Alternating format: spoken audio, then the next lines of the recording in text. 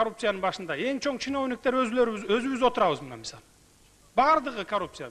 Министрлер мына сразу ачык эле айтып коеюн, кээ бир министрлер бар.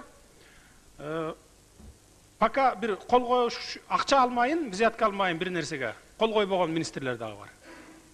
Муну да ачуу чындыкты бетке айтышыбыз керек да. Ошондон барып улам коррупция уланып атат. Анан кумтөрдүн алтыны күнүнө 125 килограмм алтындан суткасына алтын алат да ошол жерден. Эсептеп көрсөң 2 миллионго жакын доллар. Анын баары каяка кетип атат? Мен мурдакы бийликтин убагындагы материалдардын баарын топтодум, муну берем. Именно ушу Феликс Шаршембаев сизге, Курманбек Салиевичке мынакей мен жөнөтөм. И плюс еще депутаттардын ар бирөөнө ушул материалды берем. 100 листтен турган материал. Мен айтайын дегеним, мурдакы Созовдун депутаттары комиссия болуп текшерген да Кумтөрдү. Ал жерде ошол эле биздин урматтуу аксакалыбыз Турдакын Усубалиевич дагы бар. Өзү председательствующий болгон. Бүт фактылардын баарын выявить этип чыккандагы, бирок ачыкка чыгарган эмес анычы.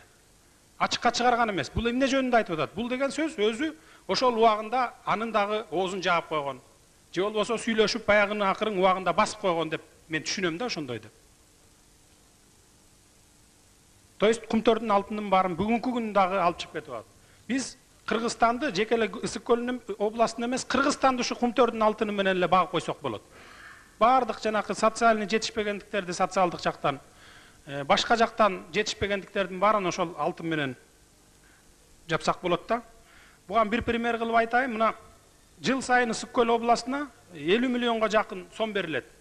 Бая Ысык көл областынын инфраструктурасынын өнүгүү боюнча деп Феликс Шаршембаевич. Мурдагы жылы 55 миллион бөлүнгөн экен. Бир мынакей же жазгы талаачылыгына жардам берилген жок ошол акчадан. Же болбосо ушул социалдык жагынан өнүгүп кеткен жок да.